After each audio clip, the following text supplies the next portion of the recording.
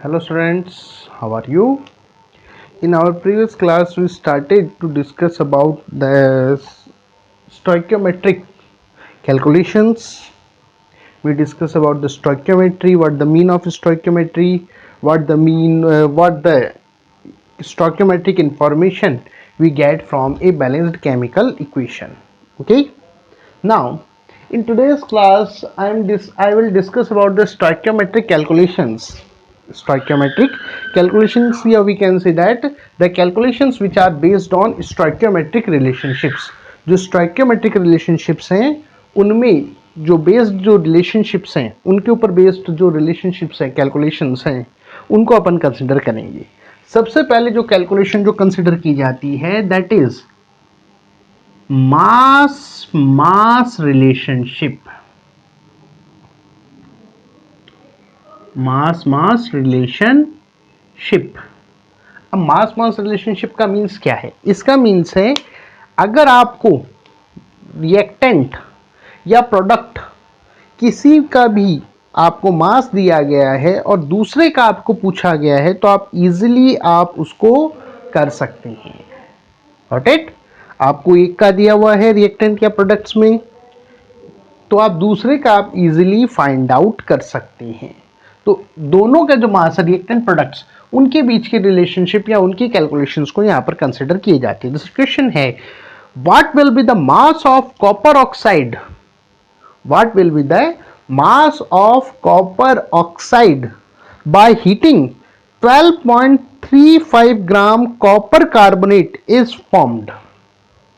आपको बताना है कि कॉपर ऑक्साइड जो है कॉपर ऑक्साइड का मास क्या होगा जब 12.35 ग्राम कॉपर कार्बोनेट को गर्म किया जाए. कॉपर कार्बोनेट को गर्म करने पर 12.35 ग्राम कॉपर कार्बोनेट को गर्म करने पर कितना ग्राम कॉपर ऑक्साइड बनेगा. तो इसके लिए सबसे पहले तो आपको केमिकल इक्वेशन पता होनी चाहिए. CuCO3 that is copper carbonate. इसको जब अपन हीट करेंगे तो ये हीट करने पर देगा कॉपर ऑक्साइड और साथ में देगा carbon dioxide gas. Got it? Clear? अब आपको ये बोल रहा है कि भैया ये 12.35 ग्राम हो तो ये कितना होगा. Got it? क्वेश्चन समझ में आ गया? गॉट इट और नॉट? अब इसके लिए आपको कुछ जो चीजें इंफॉर्मेशन आपको पता होनी चाहिए. इस इक्वेशन में कहीं पर भी नंबर यूज नहीं किया गया यानी कि सभी के पीछे 1 माना जा रहा है. तो दैट मीन्स ये कितना है 1 मोल. ये भी कितना है 1 मोल और ये भी कितना है 1 मोल. Got it? अब इसका 1 मोल का मीन्स क्या है? इसके लिए आपको CuCO3 का मोलर मास पता होना चाहिए क्योंकि उसके बराबरी तो 1 मोल होगा और उसके बराबरी क्या होगा जो इसी तरह से आपको CuO का मोलर मास पता होना चाहिए. सिंस कैलकुलेट कर सकते हैं अपन. Since molar mass of CuCO3 कितना होगा आप इजीली कैलकुलेट कर सकते हैं अगर आपको कॉपर वगैरह का आपको पता हो. कॉपर का एटॉमिक मास होता है 63.5. आगे कौन है कार्बन. कार्बन का होता है 12. ऑक्सीजन का कितना होता है 16 और कितने 3 तो 3 into 16. What it? 16 plus 12 plus 3 into 16. Solve करोगे तो आ जाएगा 123.5 ग्राम यानी कि CuCO3 का कितना आ गया 123.5 ग्राम. इसी तरह से आप निकाल सकते हैं CuO का भी. मोलर मास ऑफ CuO वो कितना हो जाएगा वही कार्बन है तो दैट इज 63.5. सॉरी कॉपर है तो 63.5 और ऑक्सीजन है तो दैट इज 16. दोनों का टोटल कर लो कितना हो जाएगा that will be 79.5 gram. Okay? अब आओ अपनी इक्वेशन पर. अकॉर्डिंग टू इक्वेशन, चलो इधर लिख लेते हैं अपन, अकॉर्डिंग टू इक्वेशन,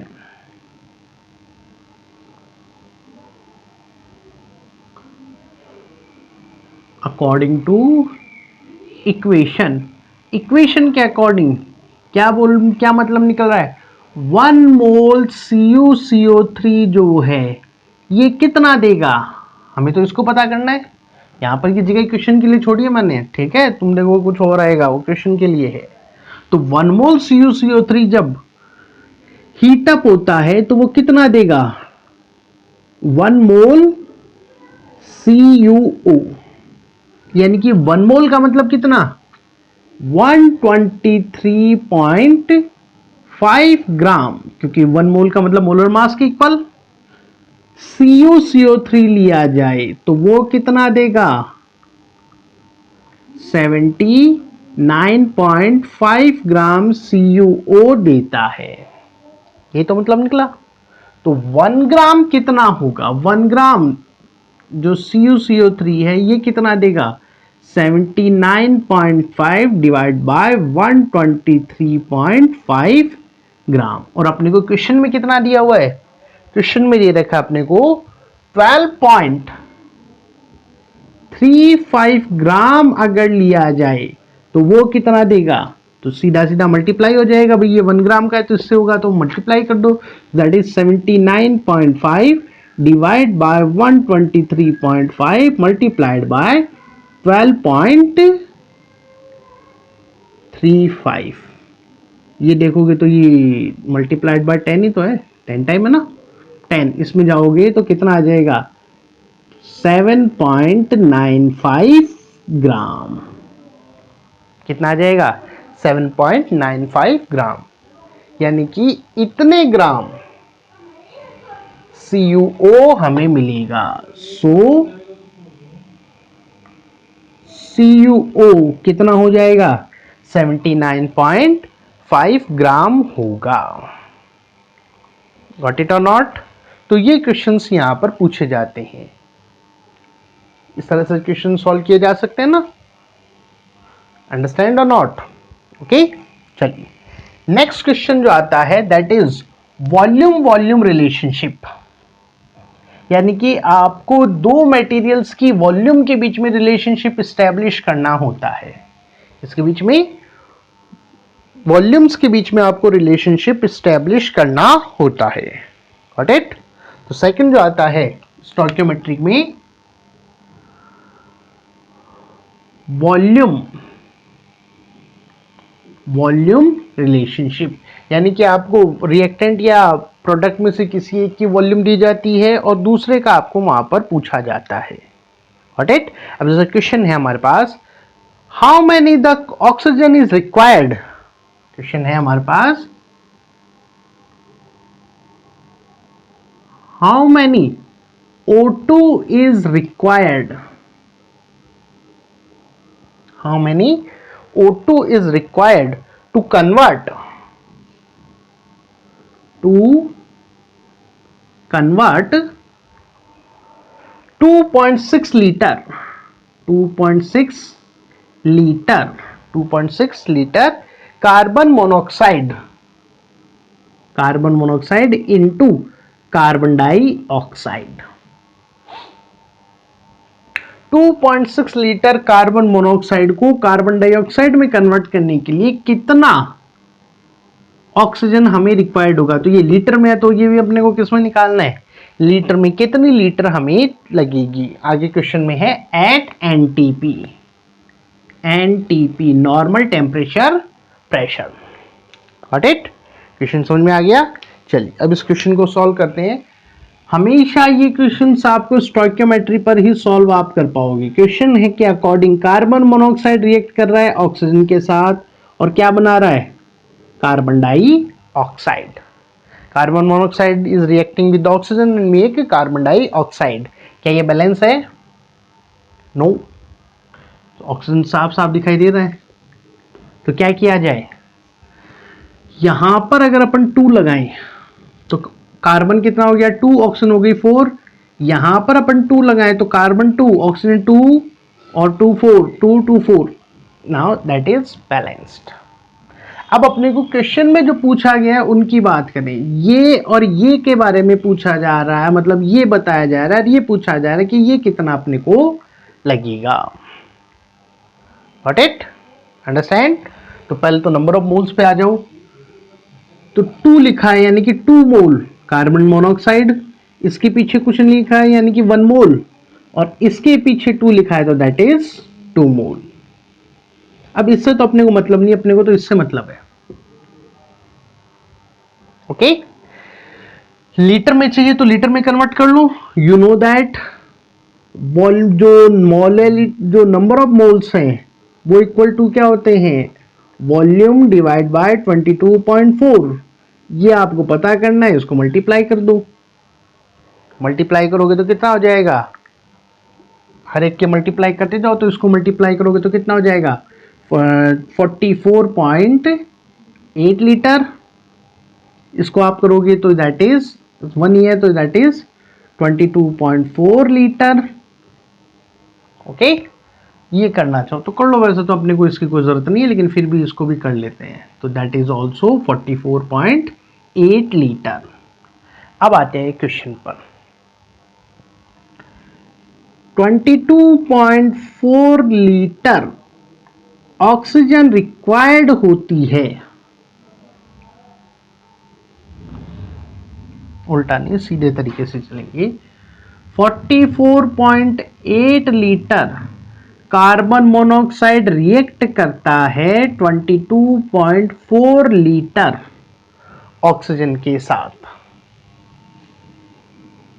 ये मतलब है 44.8 लीटर किसके साथ रिएक्ट करेगा, 22.4 लीटर ऑक्सीजन के साथ रिएक्ट करता है। तो 1 लीटर कितने के साथ करेगा, 22.4 डिवाइड बाय 44.8। Okay, clear. और क्वेश्चन में अपने को कितना दे रखा है, 2.6। तो 2.6 litre will react with 22.4 divided by 44.8 multiplied by 2.6।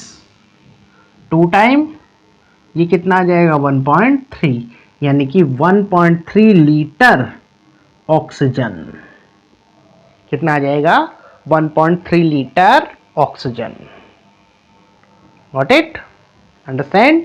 तो ये इस तरीके से सॉल्व करते हैं अपन, किनको, वॉल्यूम बाय वॉल्यूम जो न्यूमेरिकल्स हैं उनको अपन यहां पर इस तरीके से सॉल्व करते हैं। Got it. थर्ड जो रिलेशनशिप आता है जो यहां पर न्यूमेरिकल्स में सॉल्व किया जाता है, third, that is mass volume relationship. Mass volume relationship यानी कि एक का आपको मास दिया है, दूसरे का आपको वॉल्यूम है। अब आपसे मास से वॉल्यूम निकलवाए या वॉल्यूम से मास कैलकुलेट कराए, ये डिपेंड करता है उस टीचर पर कि वो उसको किस तरीके से उस क्वेश्चन को पूछेगा। Got it. अब जैसे क्वेश्चन है जिससे कि थ्रू आप इस चीज को समझ सकें। क्वेश्चन है हमारे पास KClO3, क्वेश्चन है KClO3 is on decomposition, is on decomposition, is on decomposition gives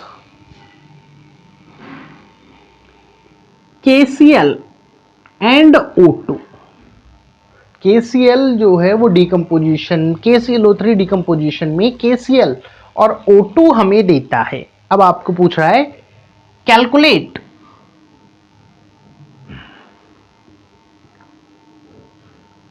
the volume, calculate the volume of oxygen gas, volume of O2 gas. आपको ऑक्सीजन गैस की वॉल्यूम फाइंड आउट करनी है eight NTP, at NTP, at NTP by heating produced by by heating 1 mole KClO3। NTP पर 1 मोल KClO3 को जब heat किया जाए, क्या किया जाए, हीट किया जाए, तो उस कंडीशन में कितनी ऑक्सीजन गैस प्रोड्यूस होगी, उसकी वॉल्यूम आपको फाइंड आउट करनी है। Got it? अगेन सबसे पहला काम करना है, बैलेंस्ड केमिकल इक्वेशन लिखिए। KClO3 टूट कर क्या दे रहा है as per the question? KCl और O2। पहले तो उसको बैलेंस करो। 2 3 बैलेंस करने के लिए आएगा 2, यहां आएगा 3। अब ये 2 है तो that is 2। Got it? Clear? तो अब यहां पर आप देखो क्या निकल रहा है, मतलब 3 मोल KClO3 लिया जाए, सॉरी 2 मोल KClO3 लिया जाए तो ये कितना देगा? इसको तो छोड़ते हैं अपन, क्योंकि अपने को इसमें क्वेश्चन से मतलब नहीं, इस पर ही आते हैं अपन। क्या देगा अपने को? 3 मोल O2 देता है। कितना देगा? 3 मोल O2 देता है। Got it? तो 1 मोल KClO3 कितना देगा? 1 मोल KClO3 कितना देगा? हाफ हो गया, यानी कितना देगा? 1.5 लीटर O2 प्रोड्यूस करेगा। 1.5 लीटर O2 इसने प्रोड्यूस किया। Got it? अंडरस्टैंड और नॉट? अब आपको फाइंड आउट करना है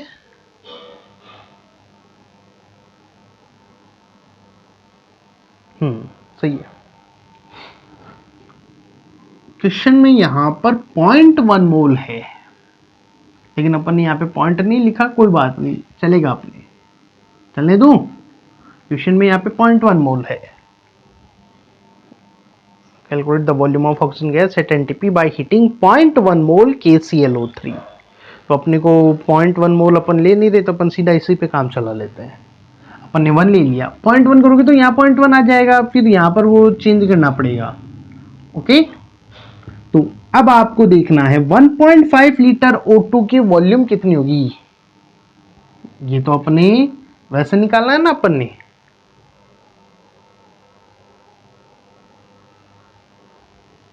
वन मिनट, मिस्टेक, क्वेश्चन में गड़बड़ है।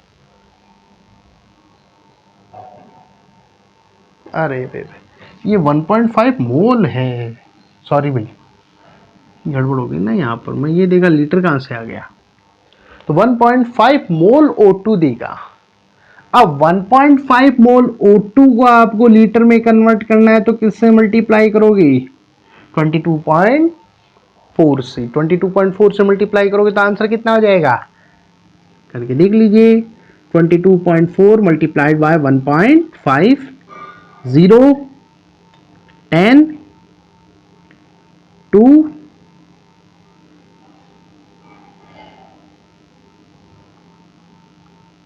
4, 2, 2, 0, 6, 3, 3, 1, 2, यानी कि 33.6 लीटर। 33.6 लीटर ऑक्सीजन अपने को रिक्वायर्ड होगी। Got it? अब यहां पर क्वेश्चन में क्या कर सकता है, 1 मोल की जगह इसका ग्राम दे दी, तो फिर हमें उसको 1 मोल को भी ग्राम में कन्वर्ट करते हुए लेके चलना पड़ेगा, जैसे अपन ने पीछे किया था ना, किस तरीके से कन्वर्ट करते हैं।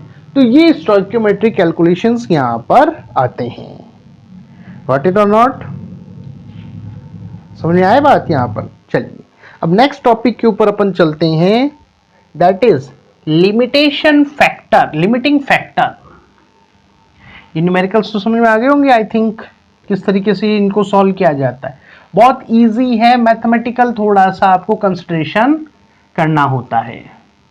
जैसे अपन मैथमेटिक्स में करते हैं ना कि 2 पेंसिल्स के इतने लगेंगे तो 10 पेंसिल्स के कितने लगेंगे, सिमिलरली वैसे ही क्वेश्चंस यहाँ पर है, बस थोड़े से मैथमेटिक्स से अलग है। केमिस्ट्री आपको यहाँ पर यूज करनी है, मेथड तो वही है, लेकिन यूज किसको करना पड़ेगा आपको? केमिस्ट्री आपको यूज करनी है। नेक्स्ट अपनी हेडिंग है that is limiting factor. Next heading is limiting factor, और ये भी स्टोइकियोमेट्री से अटैच्ड है तो इसलिए मैं यहीं पर इसको कर रहा हूं। द रिएक्टेंट किसे बोलते हैं अपन, बात करें तो अपन वो रिएक्टेंट जो कि किसी भी केमिकल रिएक्शन में कंप्लीटली कंज्यूम्ड हो जाता है, किसी भी केमिकल रिएक्शन में कंप्लीटली कंज्यूम्ड हो जाता है बिफोर द अदर फैक्टर्स, बाकी जो फैक्टर्स जो हैं, सॉरी बाकी जो रिएक्टेंट्स हैं उनके मुकाबले पहले ही कंज्यूम हो जाता है, उसे बोला जाता है that is called limiting reagent या limiting factor. Again repeating, the reactant which get consumed first and अगर फर्स्ट कंज्यूम हो जाएगा तो वहीं पर केमिकल रिएक्शन रुक जाएगी, इसलिए बोल सकते हैं अपन consume first and limit the product. Reaction रुक जाएगी तो प्रोडक्ट बनना बंद होगा। Limit the product is called limiting reagent, उसे क्या बोलते हैं अपन, लिमिटिंग रिएजेंट बोलते हैं। उसके अलावा बाकी जो बच गई जो अभी खत्म नहीं हुए हैं उन्हें बोला जाता है these are called excess reagent या एक्सेस रिएक्टेंट। Got it? किसी भी केमिकल रिएक्शन में बनने वाला प्रोडक्ट का अमाउंट उसके लिमिटिंग रिएजेंट पर डिपेंड करता है। किस पर डिपेंड करता है? लिमिटिंग रिएजेंट पर डिपेंड करता है। Got it? एक क्वेश्चन से, एक एग्जांपल से इस चीज को समझते हैं अपन। N2 रिएक्ट किया हाइड्रोजन गैस के साथ और रिएक्ट करके बनाया ammonia gas. Nitrogen react with the hydrogen gas and make ammonia. Balance करने के लिए यहाँ पे आएगा 3, यहाँ पे आया 2, यानी कि 1 मोल नाइट्रोजन गैस 3 मोल हाइड्रोजन गैस के साथ रिएक्ट करती है और 2 मोल अमोनिया बनाती है। Okay, understand? गॉट इट और नॉट? चलो अब यहां पर इसको अगर अपन मासेस में अपन कन्वर्ट करें तो आप जानते हैं नाइट्रोजन का कितना होता है 14, 2 नाइट्रोजन के एटम है, यानी कि ये कितना हो गया 28 ग्राम। इसको कन्वर्ट करोगे तो हाइड्रोजन का 1 होता है, हाइड्रोजन का कितना है 1, तो 2 3 मोल है तो दैट इज 6 ग्राम। यानी कि बोल सकते हैं अपन कि 1 मोल नाइट्रोजन जो है वो 3 मोल हाइड्रोजन के साथ रिएक्ट करती है, या 28 ग्राम 6 ग्राम हाइड्रोजन के साथ रिएक्ट करती है। Got it? क्लियर? अब मान लो क्वेश्चन में आपको ये दिया गया है, ये तो अपना बैलेंस केमिकल इक्वेशन का स्टेटमेंट आया। क्वेश्चन में ये दिया गया है कि नाइट्रोजन जो है वो ये बोल रहा है कि 1.5 मोल है, या ये बोल रहा है 1.5 मोल है या 1 मोल ही मान लेते हैं अपन, या बोल रहा है 14 ग्राम है, जो कि 3 मोल हाइड्रोजन या 6 ग्राम हाइड्रोजन के साथ रिएक्ट कर रहा है और रिएक्ट करके बना रहा है अमोनिया। तो बताइए इनमें से लिमिटिंग रिएजेंट कौन सा है?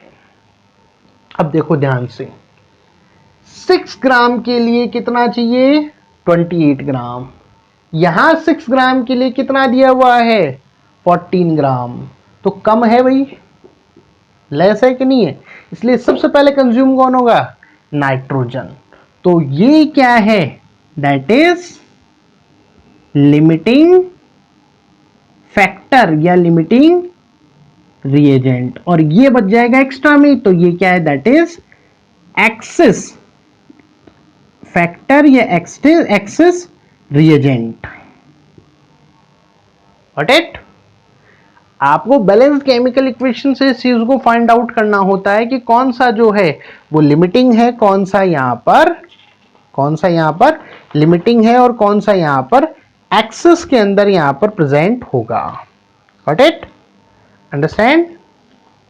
क्लियर और नॉट? तो आपको यहां पर ये चीजें फाइंड आउट करनी होती है। अब जैसे क्वेश्चंस की अपन बात करते हैं, क्वेश्चन अपन कंसिडर करते हैं 3 ग्राम, यही सॉरी एक अलग क्वेश्चन है, नाइट्रोजन वाला नहीं है, लिमिटिंग रिएजेंट का एक क्वेश्चन अपन कंसिडर करते हैं ताकि आप इस चीज को अच्छी तरह से इसको कंसिडर कर लें या इसको अपन समझ सकें। क्वेश्चन है 3 ग्राम हाइड्रोजन, 3 ग्राम है hydrogen gas and 29 gram oxygen gas, 29 gram oxygen gas एक दूसरे के साथ रिएक्ट करते हैं एंड फॉर्म वाटर, और बनाते हैं वाटर। Got it? अब आपको बताना है विच इज एक्सेस रिएजेंट और विच इज लिमिटिंग रिएजेंट। इस रिएक्शन में कौन लिमिटिंग रिएजेंट है और कौन एक्सेस रिएजेंट है, और साथ में थर्ड आपको बताना है what is the amount of formed water. तो 3 क्वेश्चंस आपसे पूछे गए हैं। पहला बताइए लिमिटिंग रिएजेंट कौन है, सेकंड आपको बताना है एक्सेस रिएजेंट कौन है, और थर्ड आपको बताना है अमाउंट ऑफ वाटर। ये 3 क्वेश्चंस आपसे पूछे गए हैं। Got it? अंडरस्टैंड? सबसे पहले तो इक्वेशन लिखते हैं अपन बैलेंस करने के लिए। इक्वेशन है हाइड्रोजन गैस जब ऑक्सीजन गैस के साथ रिएक्ट करती है तो वो बनाते हैं वाटर। बैलेंस करो इसको, that is 2 and that is 2, यानी कि अपन बोल सकते हैं 2 मोल हाइड्रोजन गैस 1 मोल ऑक्सीजन गैस के साथ रिएक्ट करती है और 2 मोल वाटर बनाती है। क्या करेगी? 2 मोल वाटर बनाएगी। अब इसको कन्वर्ट कर लो इनके मोलर मासेस में। ओके, हाइड्रोजन कितना होता है 1, 2 है तो दैट इज 2, और 2 मोल है तो दैट इज 4 ग्राम, यानी कि 4 ग्राम हाइड्रोजन। ऑक्सीजन की कितना हो गया 32 ग्राम, और ये कितना बना है, एक में 16 और 2 18, 18 और 2 36 ग्राम। ये स्टेटमेंट्स निकले अपने पास बैलेंस केमिकल इक्वेशन से। अब आपको ध्यान दो, आपको यहां से आपको फाइंड आउट करना है 4 ग्राम के लिए 32 ग्राम चाहिए, ये कितना है 3 ग्राम। तो एक को आप पकड़ के सॉल्व करोगे तो अपने आप पता चल जाएगा दूसरा एक्सेस में या लिमिट में है। ओके, तो जैसे अपन यहां पे बात करें 4 gram hydrogen required, 4 gram hydrogen के लिए कितने रिक्वायर्ड होती है 32 ग्राम ऑक्सीजन की।